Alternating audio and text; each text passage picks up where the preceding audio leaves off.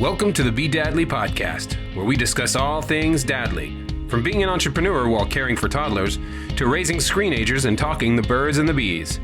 We're here to help you traverse the vast and dynamic landscape of fatherhood. Enjoy practical advice, lots of puns, and even a few heart-touching moments. And the dad jokes are pretty good too. And now your host, Brandon Jones.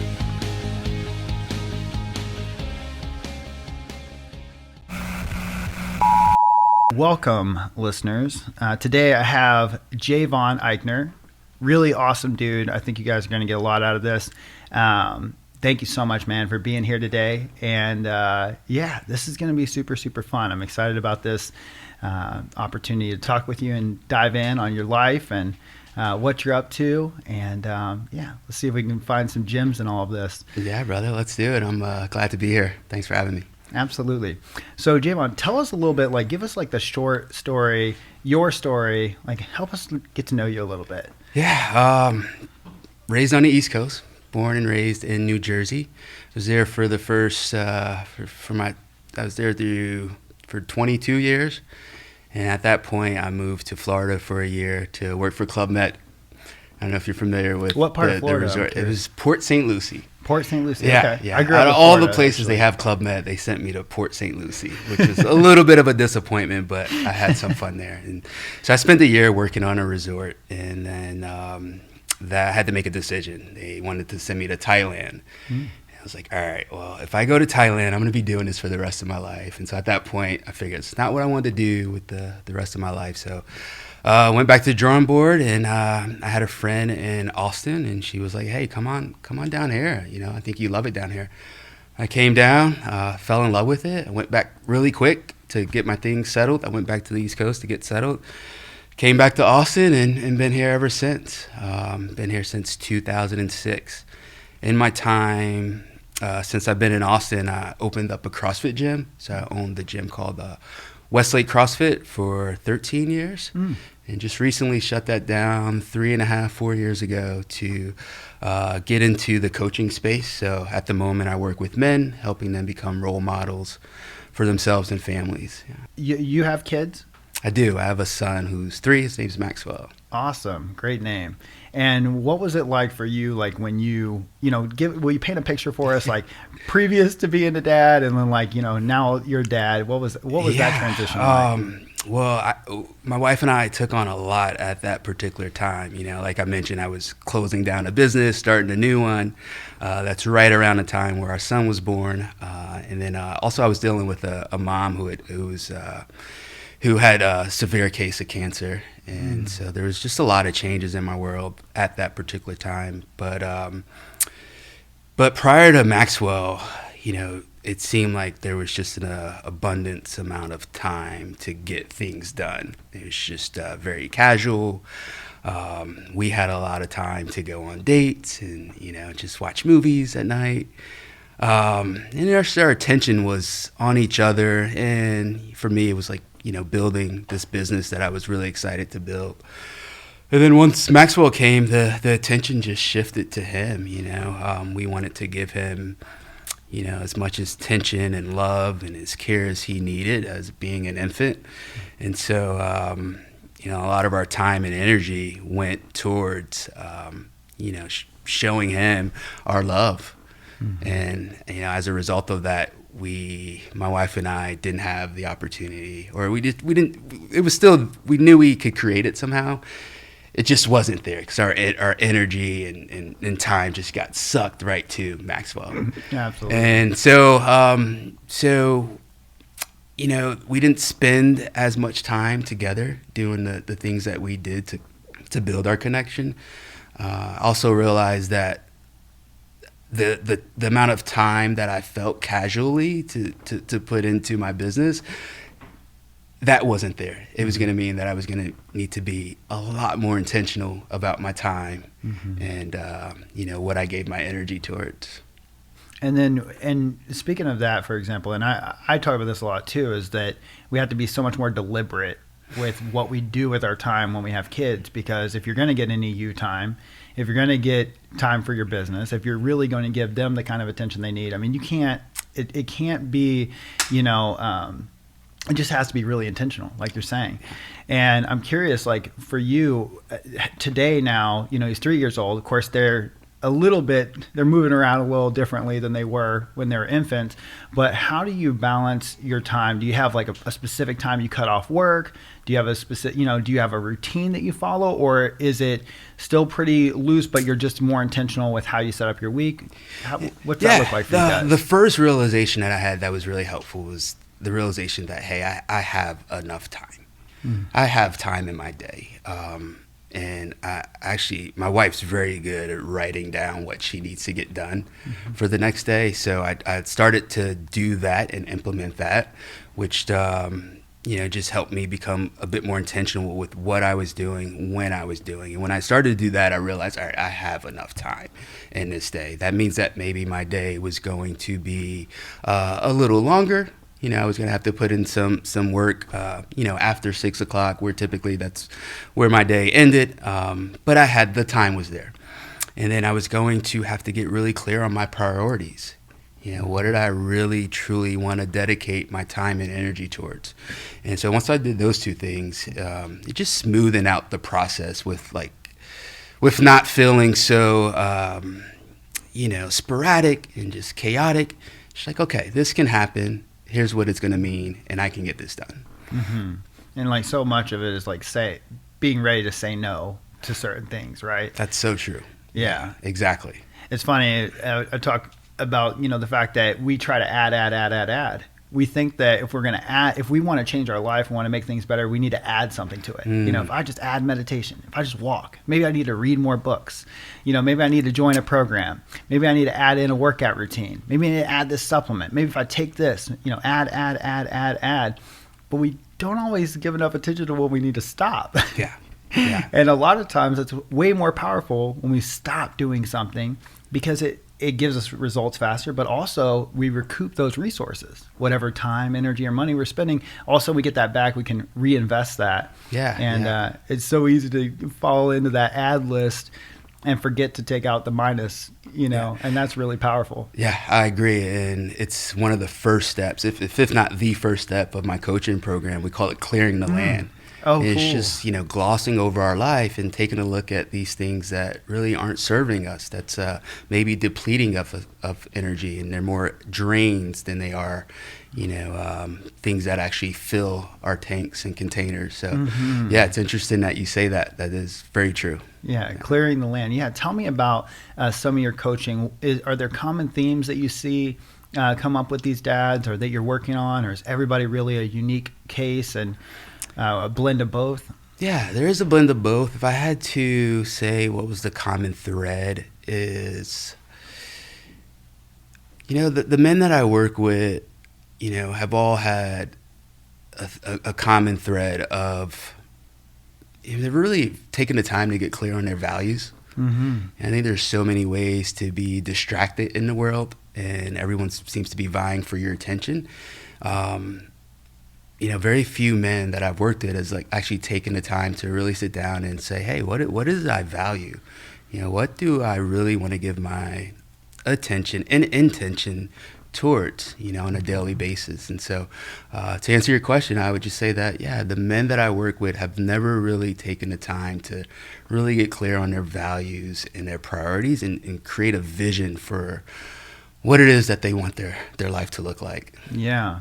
Yeah, it reminds me of a conversation I just had with another guest where we were talking about, prior to being a dad, life is so hedonistic.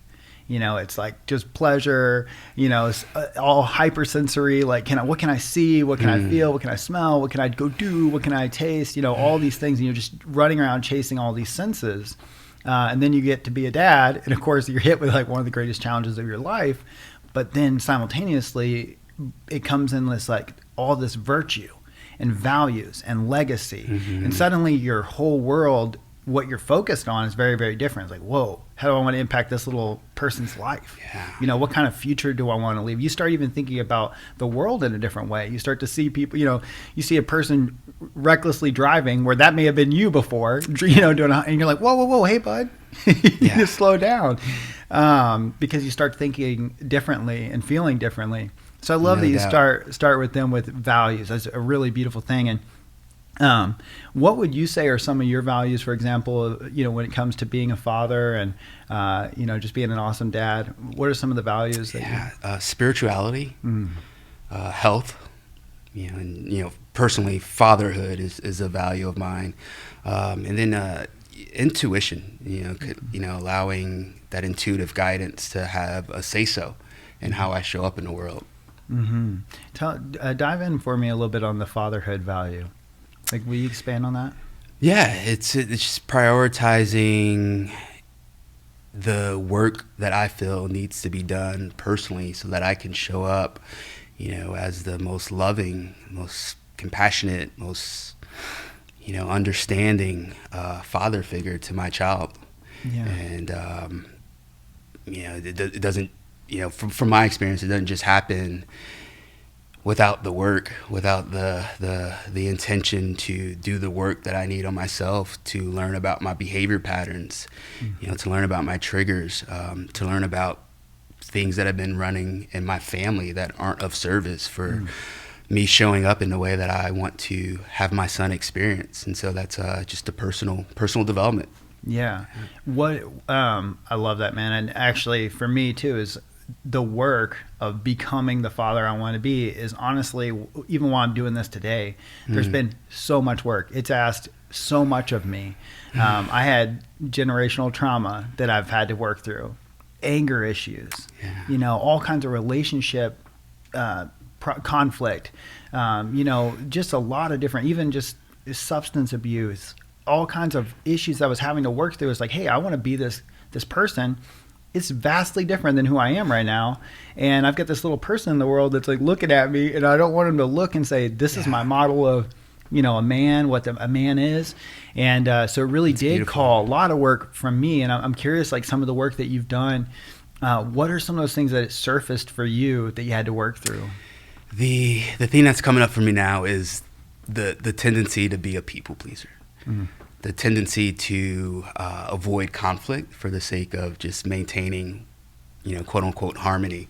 And I saw that coming up with my parenting, where it would be like, instead of just saying no to my child, I would try and, fluff up the no, or, instead of like just saying no, I would try and divert his attention somewhere else so we wouldn't have that conflict. And I realized that that's not what I want my son to experience. I want him to know that, hey, there are some boundaries here, right. And I get to share what I feel those boundaries are, and they're there to help keep you safe. They're there to help you stay in between the lines the best that I see fit, at the same time allowing you to make your own mistakes and figure your own way out in the world. But so the tendency to people please, to not. I know where I'm going here. Well, it's funny. It's like it goes back to that strengthening the no. Like being ready and willing to say no, like being ready to say no to the things in your life that are outside those particular boundaries that are robbing you of that time. And also then being willing to also say no when, this cute little human being wants things or wants to do things that you really do have to draw a line on.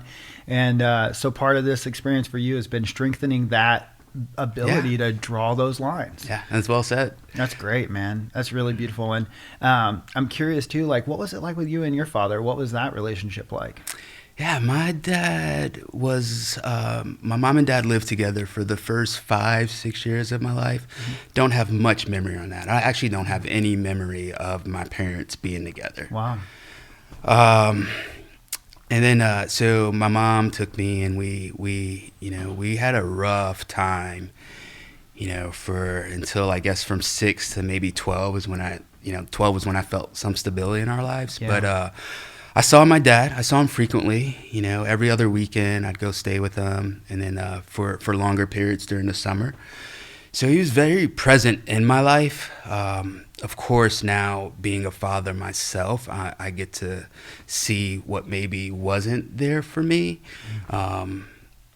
Just having that, that contrast, right? Becoming a father myself, it's like, whoa, man, this is something I'm giving my child, but I actually didn't receive it. And maybe it is that thought or that that knowing that I didn't receive that is, Kind of a motivator. driving me and motivating me to give that to my son. But Totally.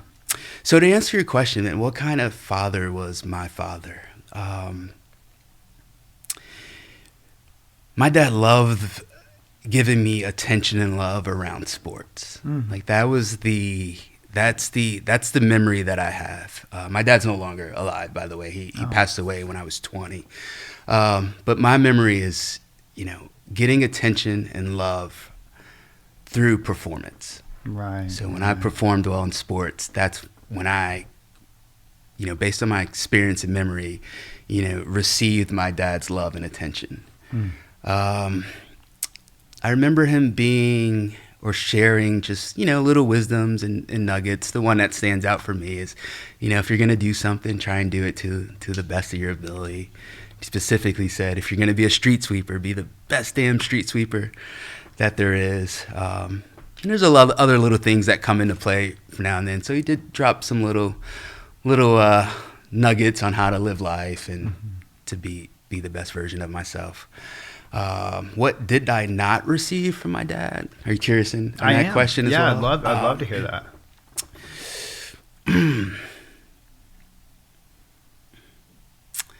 I didn't receive the support. I didn't receive, or I didn't feel supported. Supported in the way that I didn't have to do anything. Like, right. You didn't have to perform. I didn't have to perform. And you'd still get love. And right? I'd still get love. Yeah, exactly. So yeah, just and I think somewhere along the way, and I still kind of deal with feeling like I need to perform to get love from people. Right? I've done a lot of work with that and continue to do work with that. But yeah, that's the one thing that stands out that I never quite felt. It's just, hey, there's an underlying love and support for you that's here, no matter what you do. Wow. No matter what you do. Right. So. Do you know anything about your father's father? I don't. I know his name. His name was Mac. But you guys have great names in your family. It's like the family of great names. What's your? Oh yeah, Maxwell. See, you guys just have a bunch of great. And my dad's name is Walter. Walter. Which, all right, man. Well, so yeah, it's interesting. I only ask because, I see a progression, right? Like with my father, for example, his dad was just this. My grandfather became softer as he got older, but he was a hard ass. He was, his children were working. I mean, like they weren't playing, they were working, like hardcore work, really early age. If he saw them playing, it would upset him because they need to get to work. So my dad grew up with this really hard ass who even never told him he loved him until like he was way older. And just, I knew like growing up, like my dad, received a heavy hand, was just like, and so, but my dad was trying his heart out to even be better than his dad, in so many ways. Like was really trying to be just not out of spite out of his father, just like that's not the kind of dad I want to be, right? And even with all the broken parts of like what we had as a childhood, we still know that my dad was putting in the effort. You know what I mean? And then today, we're doing the work and we're filling in those gaps that we see. But do you ever find yourself being your dad at all? It may be that your child's still pretty young, but have you ever found yourself kind of repeating, you go, oh my gosh, I'm so being my dad right now? I haven't. And, I hear stories all the time about, people saying that they had a moment where they realized that they were acting like one of their parents. I've yet to have, I haven't had an experience where I felt like I was like acting like my mother or dad. Cool. What's your challenge like with Max? What are some of the challenges that you face that maybe it's like, okay, and maybe there are none, but I'm curious, like some of the challenges you face with him today that you're working on or that you have been. Our challenge is,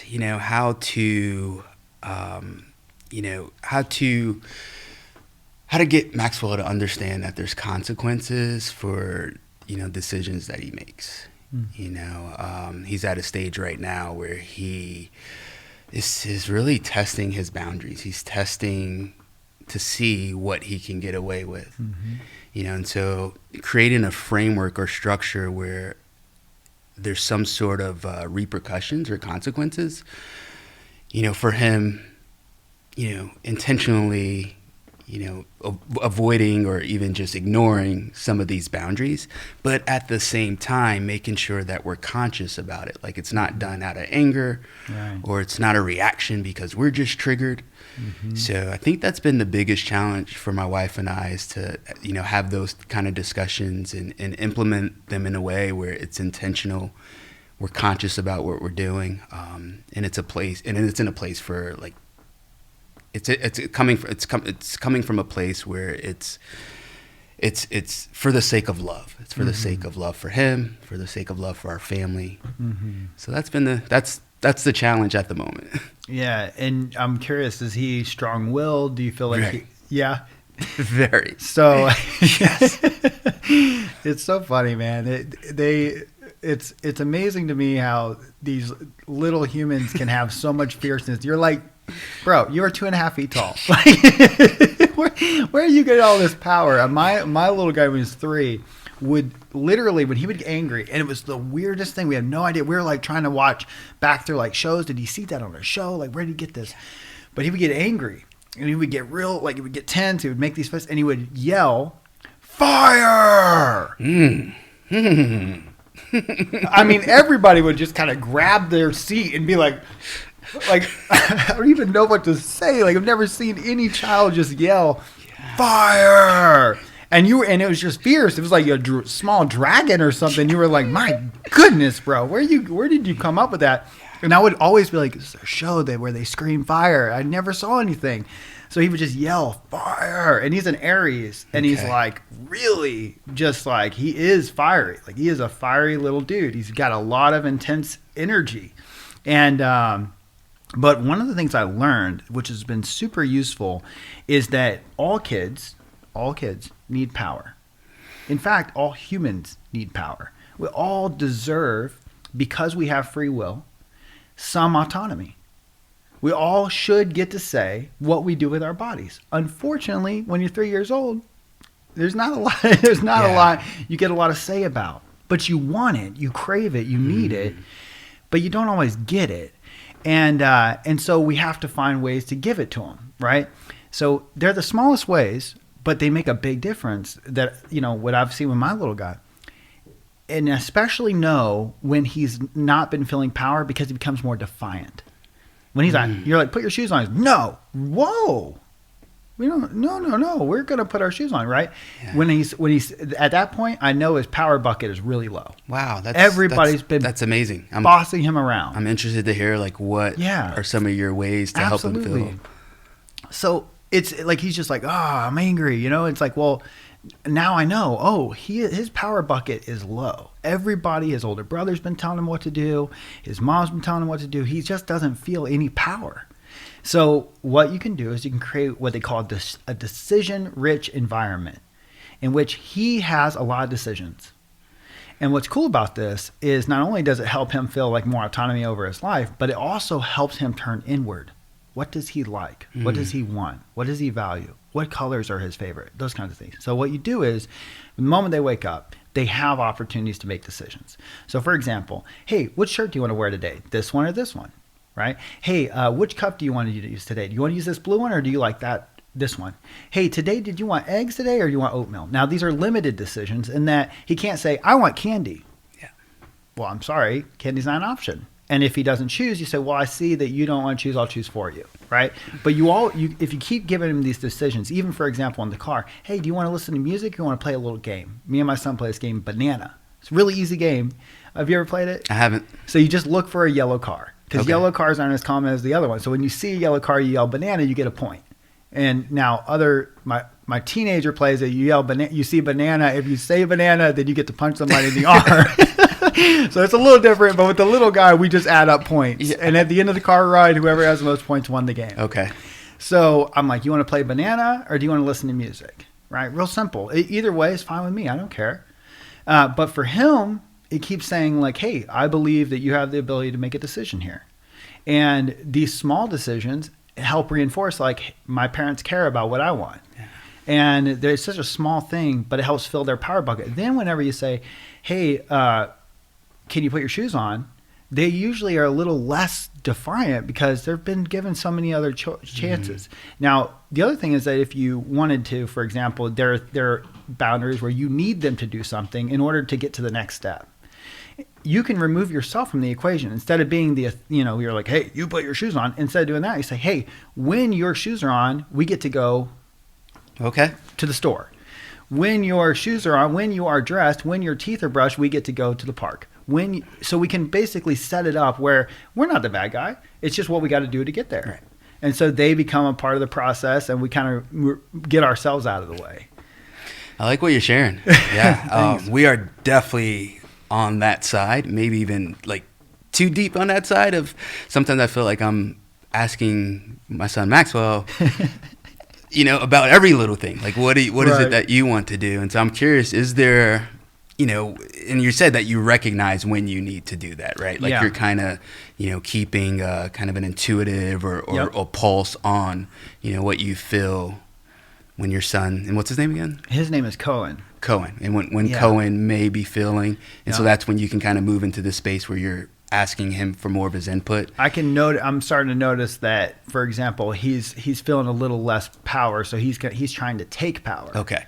So instead of really trying to just like correct him and give him the hard line, which is what I grew up with, and then you feel completely defeated because of course these people can defeat you, right? Yeah. But that doesn't leave you feeling good at all. Instead of doing that, I just go, okay, let me see if I can find a couple of ways to give him a couple more powers. One of the things I'll even do is I'll try to connect with him on something like, hey, we can't talk to each other like that. We need, I love you, bud. Like, let's not talk to each other like that. How about this? And then I give him an option. So immediately, instead, to diffuse the power struggle, I'm going to give him a little boost of positive power and correct him in a way that's connecting, on how what we're doing there is not working for me. Like, for example, I don't want to be talked to like that. You wouldn't either. Sure. And then let me give an option because I know what he really needs is he needs some healthy power. He doesn't feel it. So I just give that to him in the moment. And it really immediately will redirect him. Yeah. And sometimes he's just in a mood, when they're tired, there's no talking to them. They're exhausted and you can just tell. And then of course they're like, I'm not tired. You're like, bro, you are. Yeah. And then 5 minutes in the car and he's out, or whatever. So I love that, man. I love that you're like, when you're expressing, I can feel, it's just that reminder that, we get to be in the moment. We get to feel into what's needed to be the best parent for our child in that particular moment, as opposed to just, saying, hey, this is just the way I do things and I'm going to do this regardless of what feedback I'm getting in the moment. It's beautiful. It's how I believe that we can be best parents for our children, is to be intuitive. And intuition is mostly felt in the moment. So I love hearing that. Hey, I've got my antennas up to what's needed in the moment. Yeah, thank you. I've got some strategy here. So. Yeah, and a lot of what I've learned goes back to like Adlerian psychology, and that children's behavior is not is always intentional, even though it looks random. Because it is always trying to achieve, at least according to Alfred Adler, it was trying to achieve one of two goals, either belonging or significance. And so when we look at them, it's like when they're attention seeking, they're nagging, they're pulling on you, right. They're interrupting you, you can't seem to talk to anybody else. They're this attention seeking is really, they need more belonging. So, sometimes it can be as simple as bringing them in close to your side and rubbing their shoulder. It can be picking them up. It can be as simple as that. But also what's really important is just making time where you're connecting with them one-to-one, uninterrupted, because we have our phones and our devices and there's computers and there's work, and we're trying to explain this to them. They don't know. They don't understand. They just want us to drop down to their level and be with them, and so we got to give them what's important to them as well. And so, that's one thing. It's like, okay, well, they're attention seeking. Well, they need a little bit more time, one-on-one time. There's a power struggle.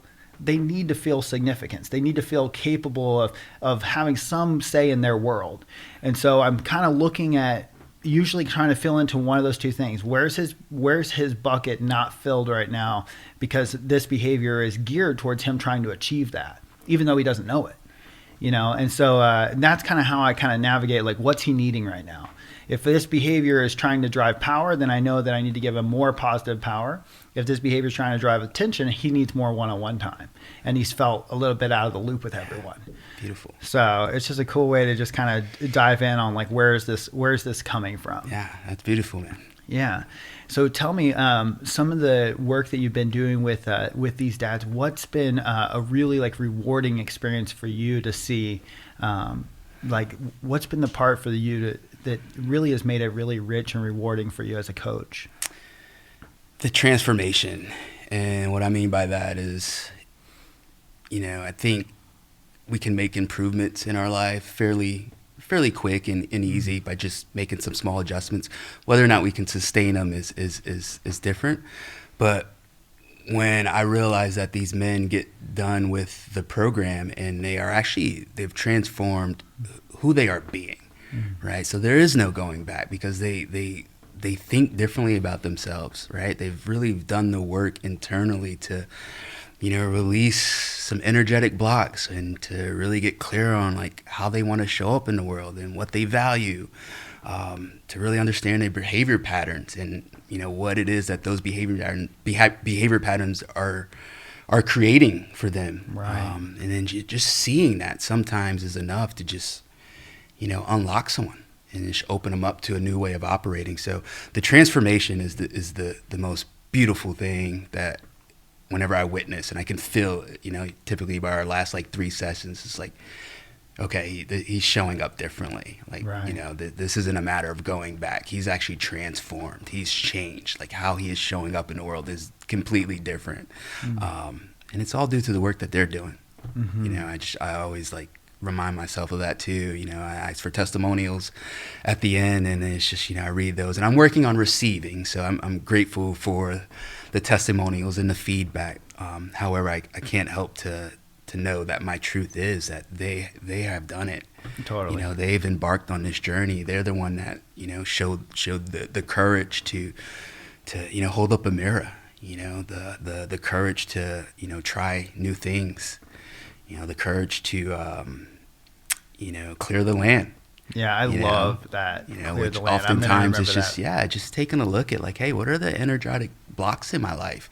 What cords do I need to tie off? Whether it could be a conversation, could be paying a debt that you owe. Just all those things are really important because, they have an impact on us.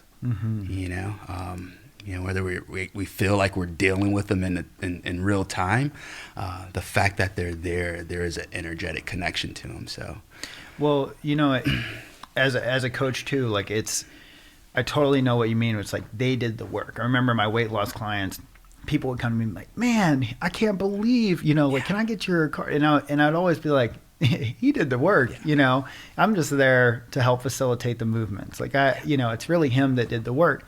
And or her, they deserve the credit. Sure. And it's so true. But also as a coach, we're a catalyst for that awareness. And it's funny because, like you said, it's like we have these these blockages. We have these patterns that they keep repeating, the same outcomes. And so much of it is really getting the awareness, bringing that awareness in, and being able to. I love this. It came from Outwitting the Devil from Napoleon Hill. He called it the hypnotic rhythm, and that life hypnotizes us, and it really does. Like, so, pretty soon we're not necessarily zombies, but we're walking around repeating process, repeating our world, and unless we really have someone like, for example, a coach to help bring us out and really help us dive in deep, where otherwise we're not even, coming in on these spaces, like our patterns, right? Like our behaviors and how those are producing the results that we're getting, or some of the old baggage that we've left open-ended, like our debts, right. Old relationships that we haven't really closed the loop on. that kind of stuff. So much of that awareness is key to get out of the hypnotic rhythm. For sure. And then we can create that new experience and that new outcome and have, like you said, that transformation that's so beautiful, and it's available to us, but only if we get the awareness. And I truly believe, you can do a lot of it yourself. You really can. You can take a journal and you can get in there. But there's something about being willing to carve out the time, having time with another individual to reflect on yourself. I feel like we self-actualize through our peers, but through our family, through our children, but also if we are willing to take the bold step and go and, for example, hire a coach. That's the value. The value is you're going to go in deep at a dedicated time to do sacred work of reflecting, which we used to do with elders and in groups. We used to do that all the time. We don't do that. We isolate ourselves. We think we should do it all on our own. We try to carry the world on our own. We don't want to show those flaws. We don't want to see that part of ourselves. But if we take the courage to do it, it's just an amazing and rewarding thing that we can get on the other side of it. Yeah, I agree. You mentioned that, in the past it was just done, right? It was done from the elders. And it reminds me that a guy named Rich Litvin, who has a podcast that I listen to, he starts it off with like, hey, coaching back in the day was just called leadership. Right. And it's just like, man, yeah, somewhere along the line, we've lost that art, whether it was through like elders or leaders in the community, to get us into a space where we do have the opportunity to be asked thought-provoking questions, questions that maybe shift the way that we think so we can get a new insight. Maybe perhaps there's a opportunity for someone to hold up a mirror and you get to see something that maybe you wouldn't see on your own. So I agree. Everyone needs a coach. Yeah. And it doesn't have to be a professional coach, but in some format to be in that kind of environment where you have the opportunity to, receive coaching. Absolutely. Because I think it's invaluable, and I think it's essential for helping us kind of, if you want to use the word elevate in life, kind of like, I don't like using those terms like advancing and elevation, but for the sake of our conversation, to just operate on a different level. Yeah. To become a different version of ourselves. That's just more effective to what we want to create. I think I think our soul desires to climb. I think it's when we feel regression, when we feel stagnation, it feels miserable. We don't feel like we're getting the life that we know we're capable of. We don't feel satisfied, and we end up going to other things that can give us quick fixes. Yeah. Because we're lacking progression, and there's nothing in our life that's more fulfilling than And I think Jim Rohn is the one that summarized it in such a great way. He said, "All life asks of us is measurable progress in reasonable time." I'm gonna have to sit with that. And it's I watched a TED Talk one time, and they were talking about fulfillment. They were trying to figure out what's fulfillment, and they were saying, fulfillment is measurable progress in reasonable time. You want to feel satisfied. You want to feel full. You want to feel alive in your life. Measurable progress in reasonable time. It's a very simple request that life makes of us. It's just progression, and with coaching, for example, it's one of the great ways for us to climb a rung on a ladder, for us to break out of the hypnotic rhythm and get into progress in our life and really see a difference, And I don't want to harp on coaching too much, but I really do want to encourage any listener right now to consider coaching, because it is so powerful. One of my favorite questions I was asked, and you and I talked about Warren Harris before, and we have this as a mutual friend, and we both also received coaching from Warren. Right. As Warren asked me one time this great coaching question that and no one's ever asked me. He said, "What are you not saying? What is inside of there right now that you're not telling me?" And I thought, boy, that was really good, because we all have something we're just kind of keeping, like, oh no, I can't bring that out. Yeah. I don't want to share that piece, or, I'll talk about all this other stuff. I'm not going to talk about that. Interesting. And boy, that was a good question. Yeah. Because I knew inside of there, I was like, uh-oh, he found it. Yeah. Yeah, What do you I've not been tell in her? some coaching conversations where they start off with, "If you really knew me, you'd know." You just kind of go around, and it gets deeper and deeper with each round. Wow. If you really knew me, you'd know this about me, and it's amazing. It's like what you said. It's like, whoa, okay, now we're getting to the heart of some things that we're holding back, perhaps just That's scared beautiful. to say. I love that question. I do too. I love that question. Yeah, that's often a feel really good way inspired to to go get there deep. too with clients. You really you know, knew me, yeah. you know. Wow. So I'm curious if, we're going to wrap this pretty quick, but I want to know what's something that you feel is a message that you could give to the dads out there, that something it's on your heart in terms of, being a father, or where we're at in the world. And what's a message you could give these guys? Yeah, earlier when you were talking about, your father, and you asked me about my father, it's just this realization that, hey, they were doing the best based on what they were receiving and not receiving. They made decisions to keep themselves safe, to keep themselves feeling a sense of validation and to feel secure.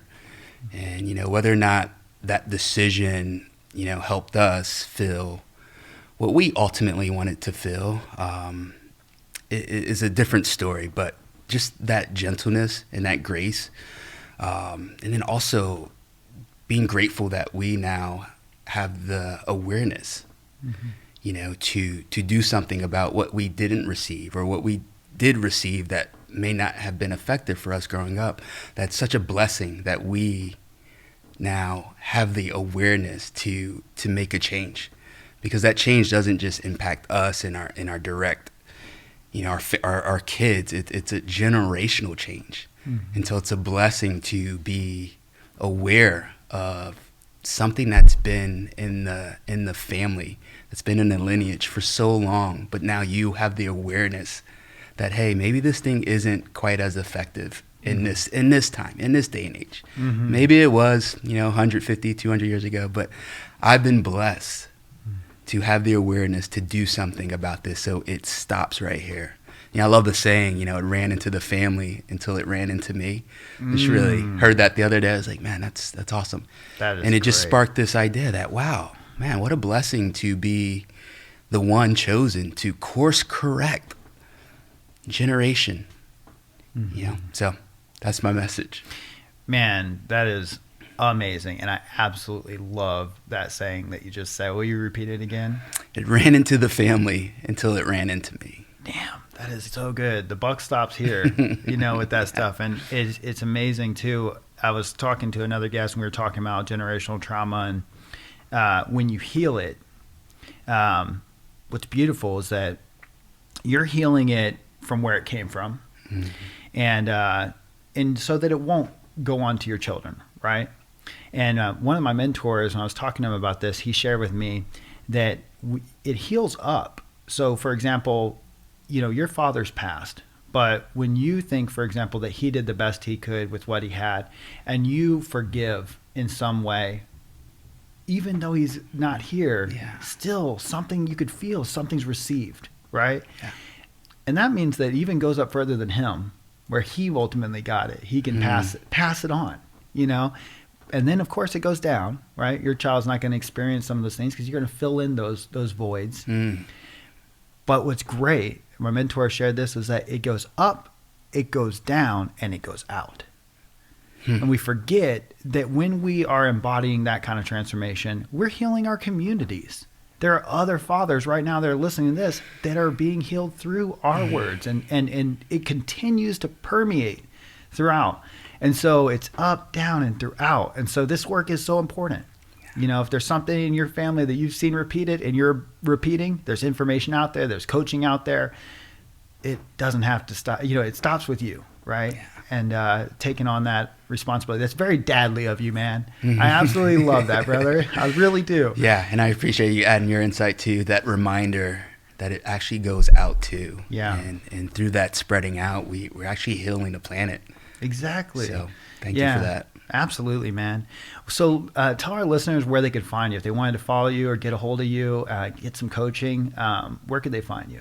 You can find me on Instagram. Handle is Jevon Ikner. It's spelled JEVON IKNER.